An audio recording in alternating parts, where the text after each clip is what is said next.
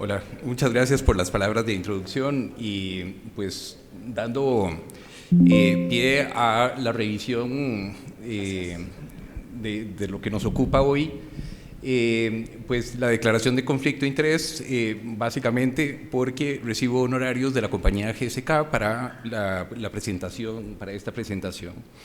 Y el que parte de la conferencia es un préstamo intelectual de uno de los ejecutivos de las guías GEMA, perdón. Un recordatorio de lo que es asma como tal, en el entendido de que es una enfermedad inflamatoria, particularmente que se desarrolla en un grupo de personas que tienen alguna predisposición genética. Y esa composición genética que ha sido bastante estudiada, no ha sido totalmente descifrada, pero que estas personas, de acuerdo a diferentes influencias epigenéticas, van a desarrollar un tipo de inflamación en la vía respiratoria que conocemos como inflamación tipo 2 o TH2, que particularmente es mediada por citoquinas que promueven la infiltración alérgica o lo que llamamos de nuevo inflamación TH2. Esto es importante entender porque existe, digamos, una fisiopatología de desarrollo de la enfermedad que es un poco diferente a lo que son los disparadores de la enfermedad.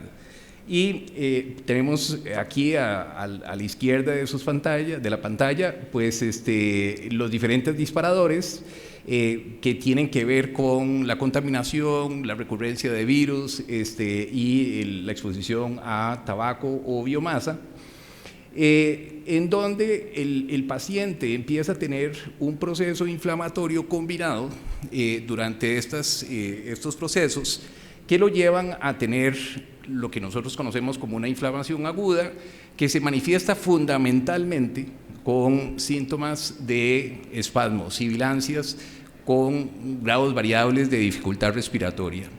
Ojo que el estadio del paciente en este proceso son periodos recurrentes y bastante intermitentes, y eso es lo que hace que muchos de los médicos que ven pacientes pediátricos pues tengan la confusión de no reconocer la enfermedad aun cuando tiene bastantes episodios recurrentes como tal.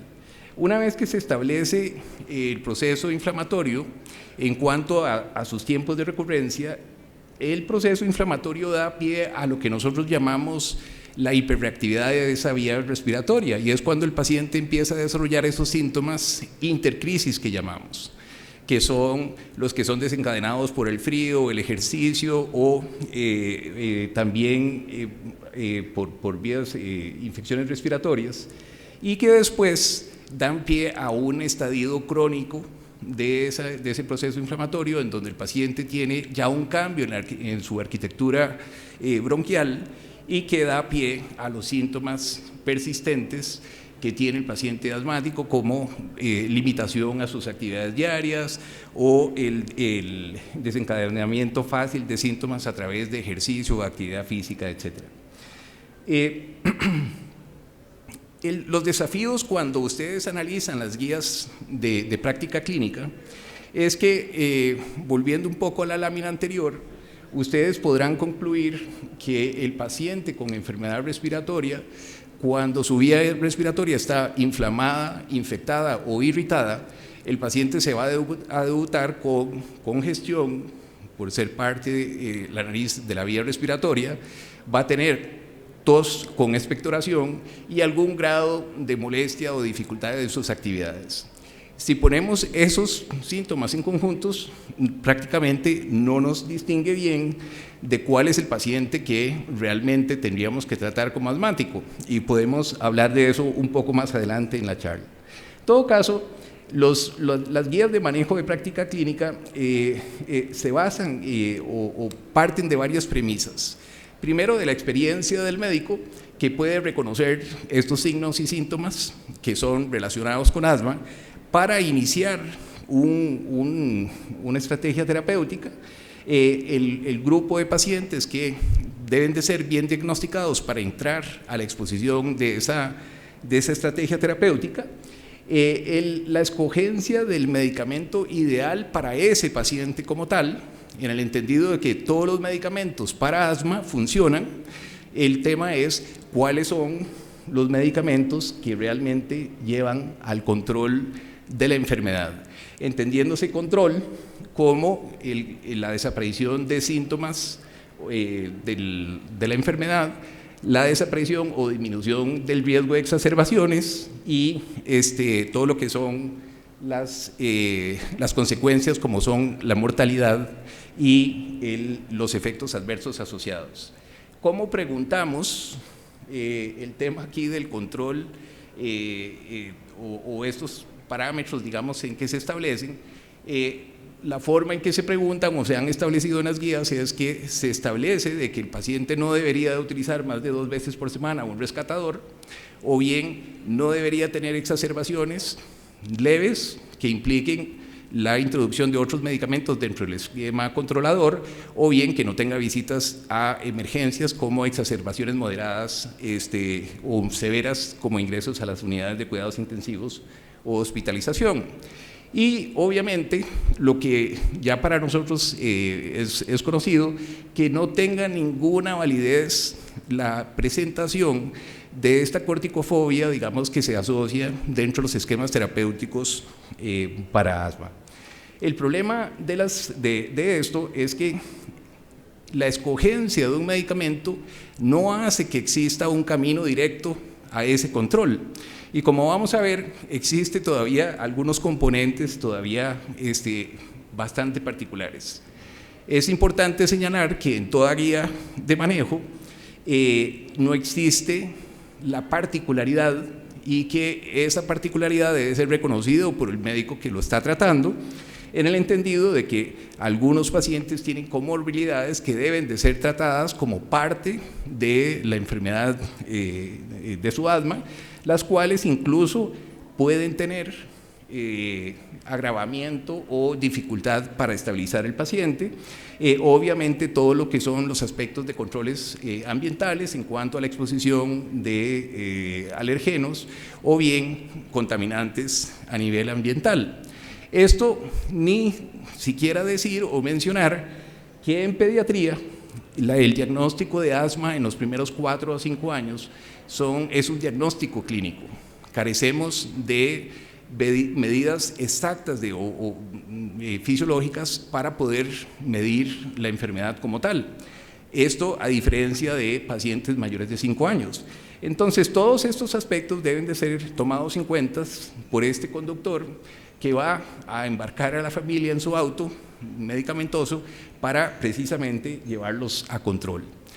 Y todavía empieza a ser un poco más confuso el aspecto terapéutico o las estrategias terapéuticas cuando empiezan a aparecer estrategias en donde se puede recomendar el uso intermitente de medicamentos, esteroides combinados con broncodilatadores, a demanda del paciente. Es decir, que no se establecen que el paciente tenga, digamos, claramente o sea consciente de cuáles son los criterios de controles, sino que el paciente pueda decidir por sí mismo cuánta medicación utilizar. Y esto es una contraposición a lo que se había establecido hace ya bastantes años, en donde el paciente debe utilizar el medicamento controlador antiinflamatorio a una dosis adecuada que le permita cumplir los criterios de control que hemos mencionado. No me voy a detener en esta diapositiva, pero recordar básicamente la triada de diagnóstico de los pacientes con asma en cuanto a su patrón recurrente, la aparición de síntomas intercrisis, y que debe ser demostrada su reversibilidad en forma aguda a través de un broncodilatador y en forma de un tiempo a través del uso de esteroide por al menos 3 meses, en donde se tiene que demostrar que el paciente haya disminuido la frecuencia de estos síntomas clínicos. Obviamente, en los pacientes que podemos medir algún dato indirecto de la función pulmonar o parámetro fisiológico, o bien los parámetros biológicos de medición de la fracción instalada de óxido nítrico, o bien datos indirectos de sensibilización. En cuanto a los criterios de evaluación, si el clínico aprende en estos 4 puntos que mencionábamos que constituía el control, es decir, no tener síntomas, no tener exacerbaciones, obviamente no tener riesgo de mortalidad, exacerbaciones graves, y no tener eventos adversos asociados al uso del medicamento, pues no es necesario entrar a sistemas estandarizados de control o de evaluación de ese control. Pero existen herramientas que aquí les traigo el ACT, el Asthma Control Test, pero que existen otros cuestionarios los cuales pueden clasificar al paciente y que les permite determinar que todo paciente que, aunque tenga un controlador, no está cumpliendo en un puntaje por arriba de 20, pues este paciente debe ser escalado o mejorado su estrategia terapéutica. Cuando hablamos de estrategia terapéutica escalada, nos referimos a este concepto, al concepto de que todo paciente se beneficia de control ambiental. Ahí no hacer énfasis en que, por ejemplo, todo el control del asma va a ser posible si se erradican los ácaros, que en nuestros países no es posible, pero que sí mejorar, digamos, aspectos de control ambiental, como la disminución de moho, disminución de ácaros, etcétera, pues debe ser, digamos, parte de la estrategia y obviamente la exposición al fumado. El aprendizaje de esto también es que el paciente debe entender que si no tiene síntomas, no debería de tener necesidad de un broncodilatador. Esa es otra premisa importante que el paciente le debe tener claro. Entonces, el broncodilatador es básicamente un medicamento de alivio que se debe utilizar en una actividad puntual, ya para resolver algo que le está pasando al paciente, pero que si requiere con frecuencia el uso del broncodilatador, pues debe ser mejorado su terapia antiinflamatoria. Los esquemas de terapia antiinflamatoria están los antileucotrienos y las dosis bajas y moderadas de esteroides inhalados, para pasar a las terapias combinadas, en donde ustedes pues básicamente tienen las diferentes presentaciones de potencia del corticosteroide combinados con broncodilatadores de acción prolongada. Hay estudios que, por ejemplo, comparan la estrategia de una dosis baja de terapia combinada de esteroide LABA contra esteroide antileucotrieno, que demuestra que es superior, por eso es que está en un escalonamiento mayor. Es importante entender que en cuanto, por ejemplo, seguridad de estas o acceso a estas terapias combinadas, por ejemplo, la combinación de fluticasona salmeterol es una combinación que está aprobada por arriba de los 4 años, pero la combinación de budesonida formoterol está aprobada por arriba de los 5 años. Entonces, esos son espacios, digamos, en el cuanto al uso de seguridad del medicamento.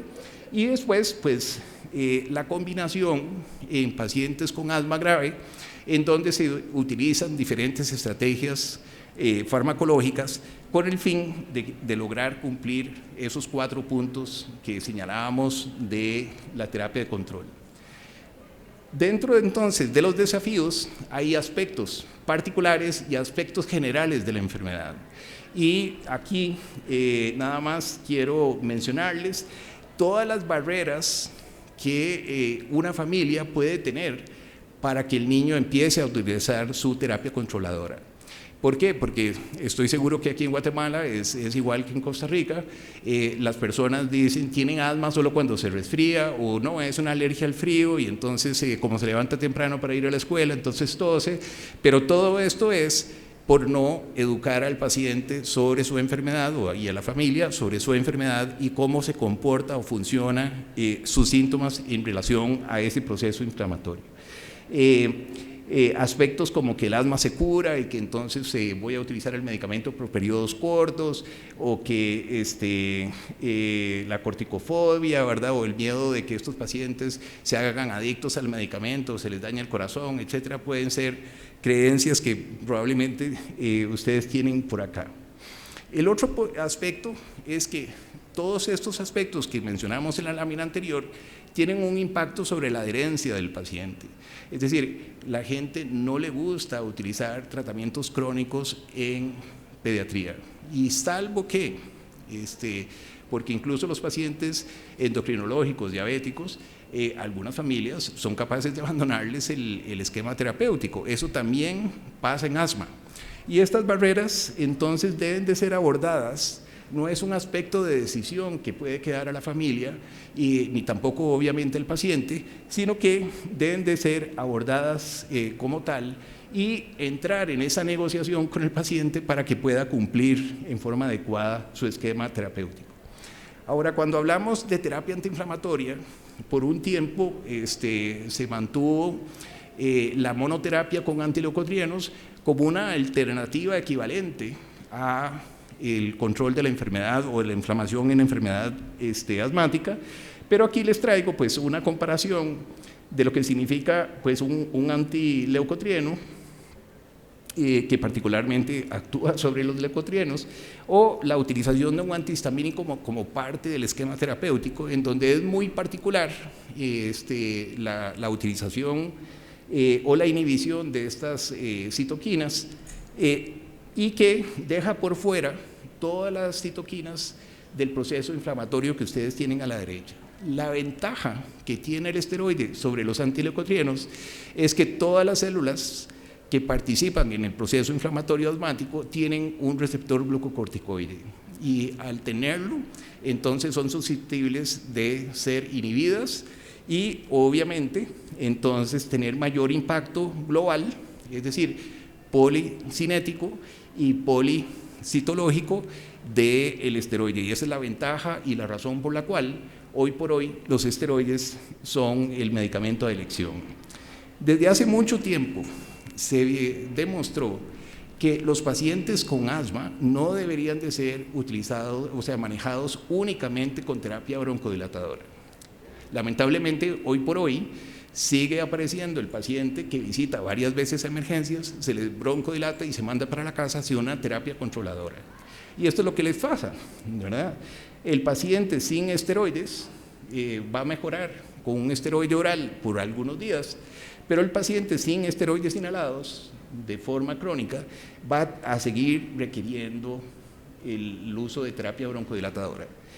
Conforme el paciente se expone a la terapia antiinflamatoria, su requerimiento de broncodilatación, sus rescates van a ir siendo menos, y por ende ahí el alcance al control.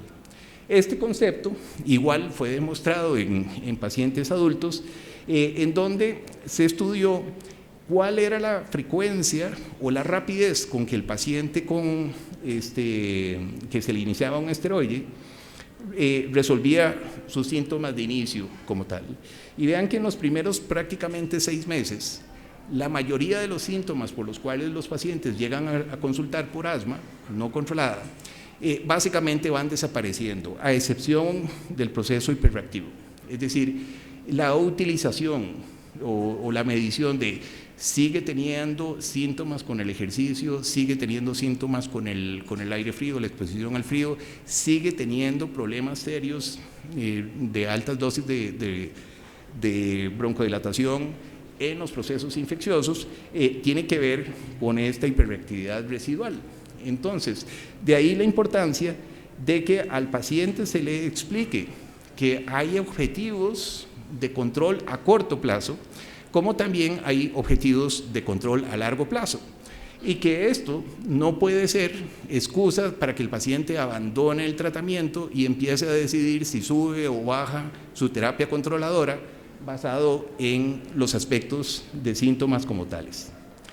El otro detalle que vale la pena pues mencionar es que sí existe una diferencia entre los diferentes corticosteroides, y tiene que ver con, uno, cuál es la afinidad que tiene el corticosteroide en cuanto a su receptor glucocorticoide.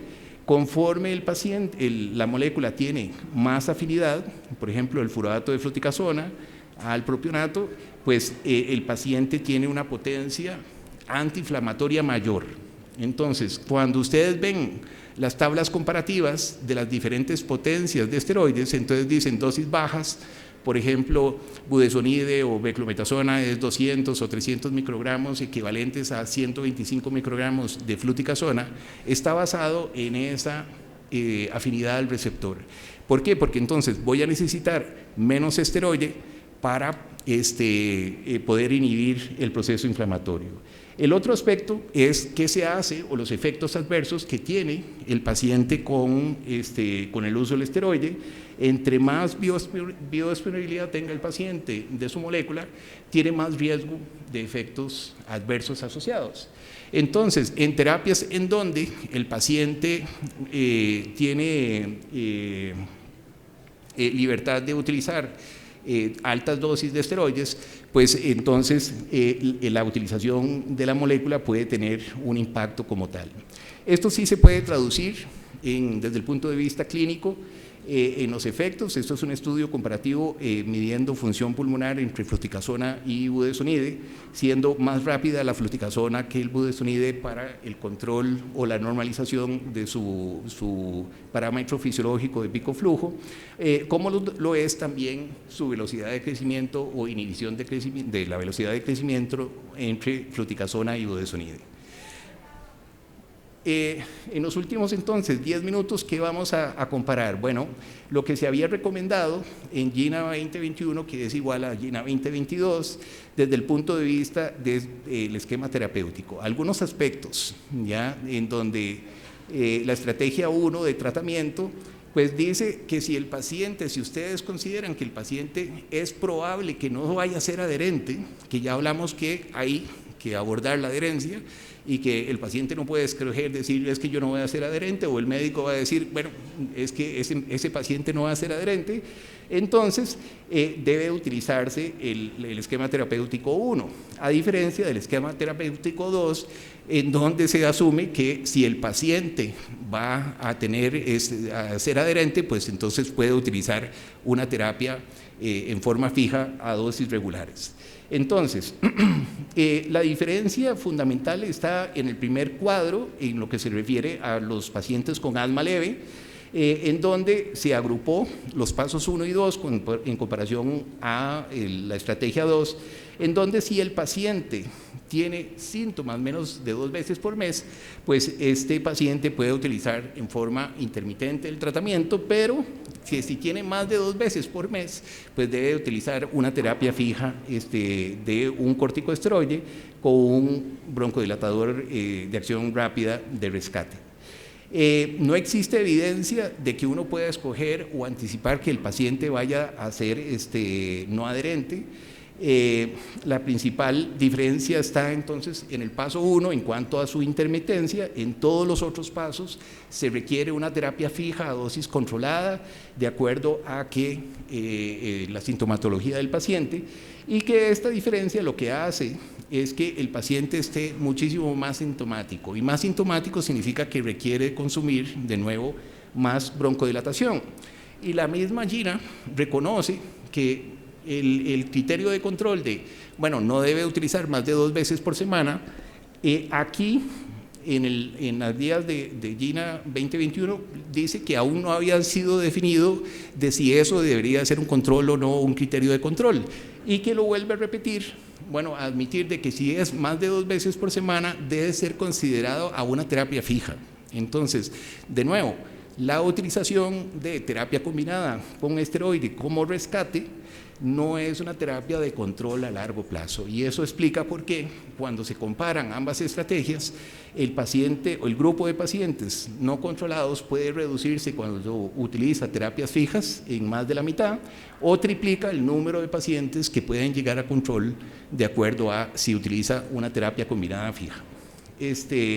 Entonces, básicamente, entre las dos estrategias de la utilización a demanda o de dosis baja que el paciente puede ajustar, la estrategia de una terapia fija con rescatador a demanda, en realidad es la que lleva a un mejor control. Cabe mencionar que la utilización de terapias combinadas, formoterol, budesonida, incluso no está aprobada por la FDA para este tipo de manejo crónico. Entonces, para terminar la comparación, ¿y por qué GEMA y no GINA? Bueno, la diferencia es que en las guías de práctica clínica ya lo establecimos, de que es un ente que debería de ser sin intereses farmacéuticos o monetarios como tal, que haga una armonía de las recomendaciones basadas en evidencias como tal. Entonces, una guía de práctica clínica debería de reunir ciertas características metodológicas, y no vamos a entrar en detalle en las diferencias farmacológicas, pero la iniciativa GINA es una iniciativa que básicamente no se reconoce como una guía de práctica clínica. Si ustedes ven al inicio del documento, ellos reconocen que esto es una iniciativa, y cuando ustedes ven cómo se hace el proceso de selección, ellos hacen un proceso de selección seleccionada de la evidencia, no así las guías de práctica clínica que se desarrollan en Estados Unidos, Europa, bueno, Costa Rica. Estoy seguro que Guatemala tiene una guía de práctica clínica para su seguridad social, en donde se basa en la evidencia probada y no en tendencias de práctica de prescripción. Entonces, esto es una tabla comparativa sobre la metodología, ¿verdad? En básicamente las diferencias. El otro aspecto, digamos, de la guía GEMA, por ejemplo, tiene la participación de la ALAT, de la Asociación Latinoamericana de Tórax y Neumología. Son básicamente representantes de sociedades científicas quienes participan, y que se revisan no necesariamente documentos que básicamente son de interés de la industria, sino que de interés, digamos, de manejo de la enfermedad. ¿Cuál es la diferencia en el esquema, digamos, escalonado, para ir terminando?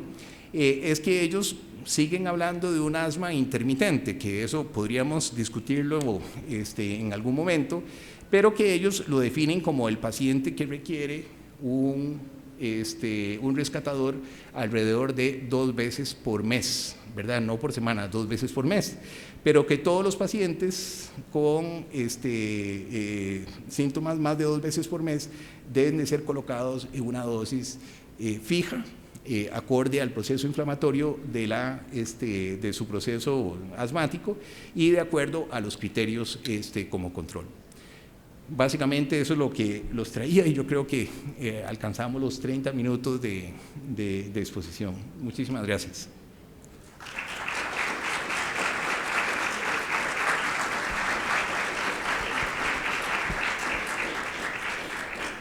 Tenemos tiempo para 3 preguntas, por favor. Pablo, muchas gracias. Siempre sos un gran expositor y te lo reconocemos desde hace muchos años. Mi pregunta es, en función de los combinados de medicamentos en asma en niños menores de 4 años y niños de 4 a 8 años, que Fernando Martínez hizo unos statements hace unos años en contra del uso indiscriminado de este tipo de combinaciones, porque se empezaron a ver alteraciones en el ritmo cardíaco de un grupo de pacientes. Después, las 2 casas farmacéuticas que compiten con los productos, cada una hizo los disclaimers y dijo que no había realmente, que había sido una equivocación en el tomar esas decisiones de intentar retirarlos. ¿Qué tanto sigue prevaleciendo la posibilidad de que tengamos, con el uso de salmeterol, fluticasona o budesonida, formoterol, algún tipo de accidente de este tipo? Sí, creo que es importante mencionar que sí, incluso hubo publicaciones de beclometasona con SABA, ¿verdad?, de salbutamol o albuterol, pero que tiene esos inconvenientes, ¿verdad? De que si se le dice a la familia, bueno, eleve la dosis, entonces, o elevo la dosis del esteroide y concomitantemente el broncodilatador de acción corta, y el paciente puede empezar a tener eventos adversos asociados al medicamento durante ese tipo de estrategias. Es importante señalar que cuando se usa la terapia fija combinada, sea formoterol, budesonida o fluticasona salmeterol, en cualquiera de sus formas de esteroide, la fluticasona, y el paciente cae en crisis, no es necesario suspender la medicación de control para introducir la terapia broncodilatadora, que eso es, digamos, parte, porque se creía que la sumatoria de un broncodilatador de acción prolongada pues podía tener efectos tóxicos sobre el rescate.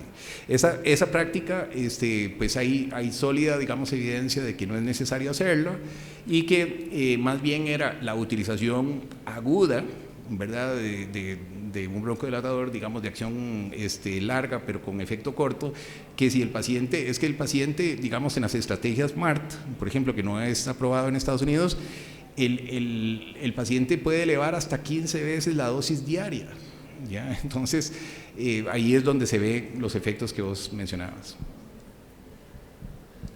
Gracias. ¿Alguna otra pregunta de la concurrencia? A la una, a las dos. Muchas gracias. Bueno, Doctor, muchas gracias. Un momentito, doctor. Doctor Espinosa. Quería emocionarme de que estas banderas tal vez, ¿verdad? Exista el campeón mundial clasificados para los octavos o cuartos de final, ¿verdad? Muchísimas gracias por... Vamos a hacerle por caso en un momento, gracias. Doctor Espinosa, por favor, al estrado.